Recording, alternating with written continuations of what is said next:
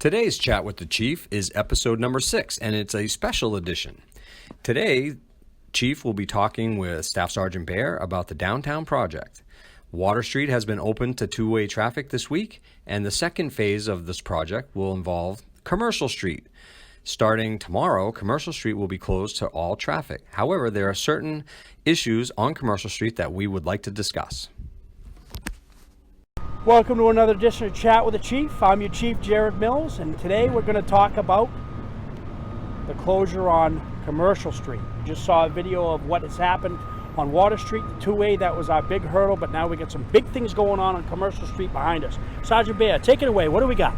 Well, what we want to talk about next is with the two-way traffic having started on Water Street, the second phase of this project is the Commercial Street closure. And what's going to happen starting tomorrow is Commercial Street right here behind us will be closed to all traffic. However, there won't be an interruption to services, and that's what we really want to talk about next. The services that will be available during this project, which essentially will start tomorrow and will go through the late fall. That's the first part of this project on Commercial Street. And then in the springtime, they'll pick it up, they'll finish up whatever wasn't done by the end of the fall. So what we want to talk about, though, are those items that you mentioned, Chief. Okay. Accessibility. Accessibility. We'll talk about that. Follow us along. We're going to talk about rubbish collection, alternative parking, pedestrian accessibility, things like that. Come along.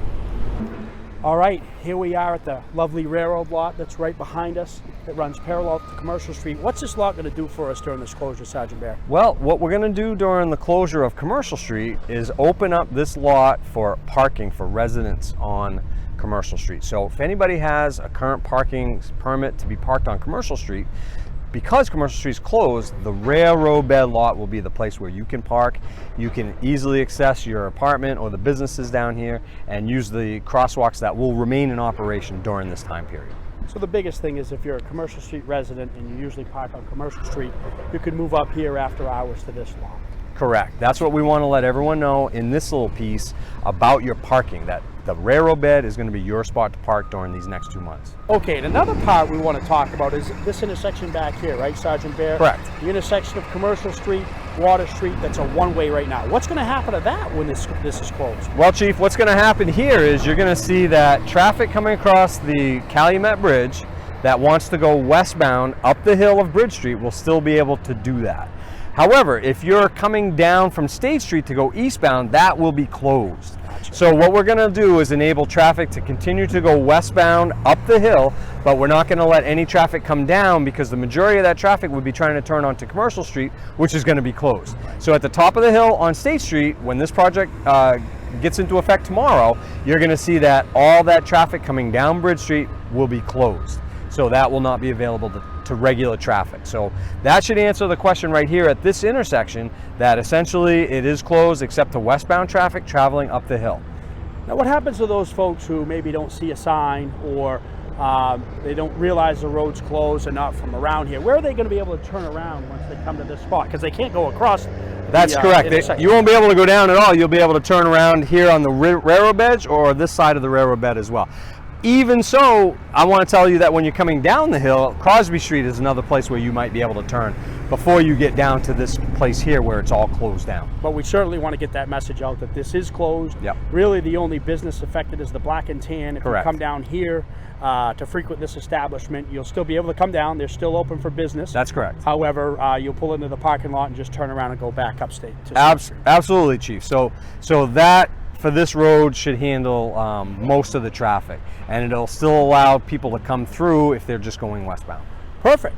Okay, Sergeant Behr, we're on to the piece about accessibility. We've got a crosswalk behind us and we've got dumpsters. Talk to me about what's going to happen with that. Okay, Chief, what we want to talk about here is the crosswalks, even during this project, are going to be fully open to everyone. There may be times of interruptions here and there while they're making direct cuts down the middle of the street, but there will be a crosswalk available to everybody that needs to have accessibility to their businesses and their apartments here on Commercial Street. This is one example of a crosswalk that will remain open that leads right up to the railroad bed where there would be parking as well. With the dumpsters behind us, what you're going to see is a consolidation of efforts here. The Public Works Department is working with the private contractors for picking up rubbish to consolidate them into one big dumpster so that people will have one spot to go to and then their trash will get picked up that way. So here what we want to remind everybody is that the crosswalks will remain open. There'll be accessibility up above to the parking area. So we encourage everybody, at the end we're going to give you a telephone number that you can call and a point of contact. If you have any accessibility issues or what we're describing to you doesn't work for you, we'll have that point of contact at the end of this video. That's correct. Okay, and the final spot we want to talk about is the parking garage behind it. Sergeant Behr, how does that play into this whole construction project? Well, what we want to tell everyone in Augusta is that the parking garage is available and anybody can park in it, okay, while this construction is going on.